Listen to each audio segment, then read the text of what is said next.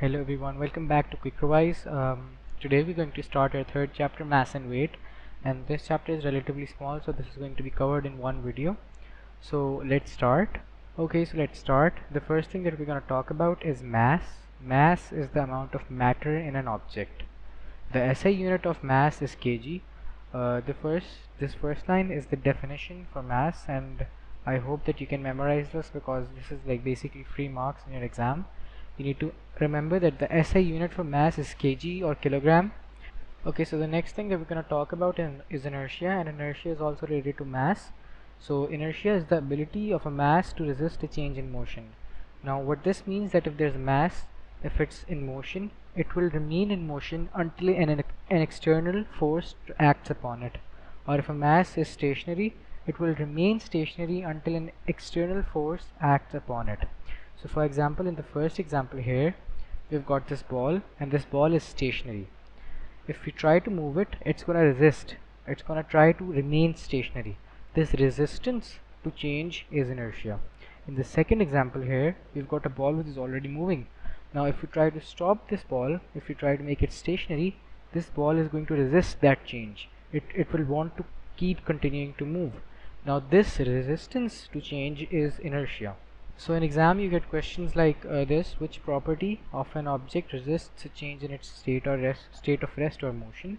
Now this is a very straightforward and simple question, and as we've read the definition, we know that it is mass, because mass is related to inertia.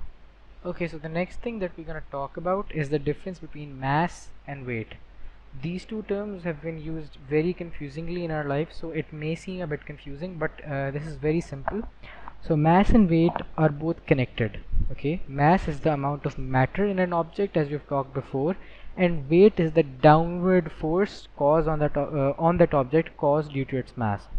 So if we've got a person here, we can say that his mass is 30 kg, and the force that this person experiences due to mass, the downward force towards the earth that this person experiences due to its mass, is weight. Okay, and as weight is a downward force, it is measured in newtons. We're going to talk more about forces in the upcoming videos, so this is going to be explained very in depth, but for now you need to understand that mass is the amount of matter in an object, and weight is the downward force acting upon that object due to its mass. Okay, so we need to know that we've got two instruments in our syllabus that we can use to measure mass. The first one is the electronic balance. Now this is fairly easy. You just put whatever object you have on the balance and it will show you the reading, the mass of that object. The other is equal arm balance. So what you do is that you take an object with a known mass, you put it on the right or left side. So for example, I have a box. I know this box weighs 3 kg. Now what I want to do is I want to take an equivalent mass of apples. So I want to take 3 kg of apples. Now I've got a box already which I know is 3 kg, so I'm going to put it on the left side, which I have here.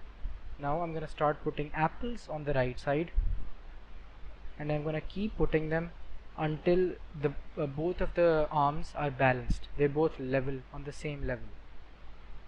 When that happens, I know that the right side is equivalent to the left side and that I've got 3 kg of apples. Okay, so this is the demonstration of finding a reading on an electronic balance. So this is the electronic balance, and I've put an object on the balance. This is a rock, and you'll see that on the digital reading you will find the mass. So in this case this is 3 grams, so you can say that the rock is 3 grams. Now we've got another instrument called the Newton meter or the force meter, and this instrument is used to find weight. Now if we zoom in a bit, we can see that the labels on this Newton meter are in newtons. This further emphasizes my point that weight is a force and weight is measured in newtons. So how do we find the weight of an object using Newton meter? So you can see that there's a hook on the Newton meter. We just simply hang whatever mass on an object we have to this hook, as we've done in this example here, and then we can see that the reading coincides with the scale, and we just take out that particular reading. So for example, we hung this object with the Newton meter, and this scale, it came down because of the weight of the object. And if we zoom in this example, I've said that okay, so the scale coincides with the reading 4. This means that this object has weight 4 newtons. Okay, so another thing that we need to talk about is gravitational field strength. Now gravitational field is an area of space where an object experiences a force. So for example, this is Earth. Okay, everything around Earth experiences a gravitational force. This is the force that pulls us towards the surface of the Earth. The definition for gravitational field strength is force per unit mass, and we calculate gravitational field strength by dividing weight with mass, as we've done in the second point here, where G detonates gravitational field strength, W is our weight, and M is our mass. Now G is the acceleration of free fall due to gravity, and the G for Earth is 9.81 meters per second square. As we've learned before, everything on Earth has an acceleration of 9.81 meters per second square due to gravity. This acceleration of 9.81 meters per second square is the gravitational field strength of the Earth. So W, the weight, is the downward force, and M is the mass of the object. Moving on, gravitational field is the region of space where a mass experiences a force due to the gravitational attraction. Now I'm going to star this. This is a definition that you need to memorize. So is the definition for gravitational field strength. Okay, so I've got question here that we can do to further help build our concepts. The first one is the mass m of an object is related to its weight w, and the gravitational strength g, which equation shows the relationship. So we've learned just about now that g is equal to w over m. Now we can see that m is the subject of all these equations here. So what we need to do is make m the subject of our equation here. So if we do that, we get m is equal to w divided by g. I've just switched the places for m and g, and we'll see that which option corresponds to this. So if we look closely, we can see that option B is the correct answer. Okay, so the next question says that an object of mass 10 kg falling freely in the gravitational field close to the moon's surface has an acceleration of 1.6 meters per second square. What is the gravitational field strength on the moon? Okay, so now we need to find the gravitational field strength on the moon. We know that the gravitational field strength is force over mass. Now we also know that the gravitational field strength of Earth is 9.81 meters per second squared. The thing that is very important for this question, if you want to solve this question, is that you have to know that gravitational field strength can have two units. One of them is acceleration, like meters per second squared, and the other is Newton per kg. So the thing that they've done here is they've basically just switched the units. We have meters per second square up here, and now we just need to find Newton per kg, because they're already talking about the acceleration due to the gravitational field, and the acceleration due to gravitational field is basically the gravitational field strength. So for example, for Earth, we say that the gravitational field strength is 9.81 meters per second squared. We can also write this as 9.81 newtons per kg. It doesn't make a difference. These two units are interchangeable. You can write meters per second square or newtons per kg.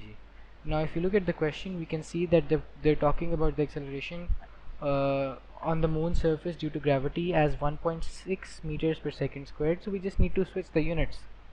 So the value is going to remain the same. We just need to switch the units, and this will become 1.6 newtons per kg, B. Okay, so I also have a P2 question here because they usually tend to get a bit more detailed.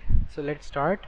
Figure 1.1 shows a jug of liquid and an empty measuring cylinder that is on an electronic balance. The electronic balance uses the weight of the measuring cylinder to determine its mass. Weight and mass have different units. State two other ways in which weight differs from mass. Okay, so this is a fairly basic question. We just need to write two ways in which weight and mass are different. So okay, so we know mass is scalar, while weight is a force and force is vector. So we've got a difference that mass is scalar while weight is vector. Okay, so the other thing that we can write is how mass and weight differ with different conditions. So for example, if you're on Earth, this is Earth and the smaller one is Moon, and we've got the same exact object on Earth and Moon. The mass of both these objects will remain constant, will remain same, because the amount of matter in these objects has not changed.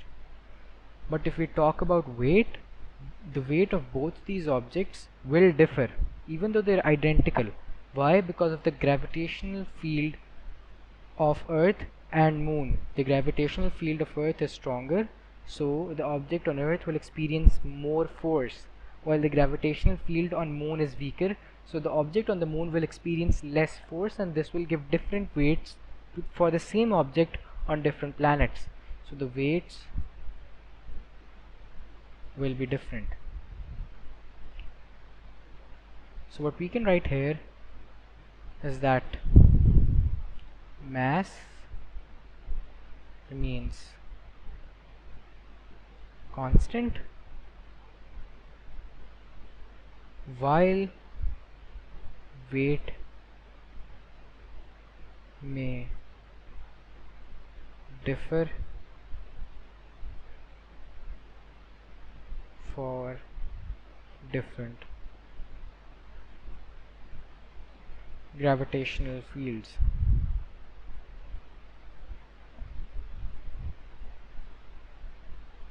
This is going to score you 2 marks, and these are relatively very easy questions. If you've just got the concept, if you've grasped the concept, this is very easy, so don't get confused. These are free marks. With this chapter mass and weight comes to an end. I hope all these explanations made sense to you, and I've started doing questions with the concept so they may be clear. Thank you for watching, and I hope you have a good day. Until next time.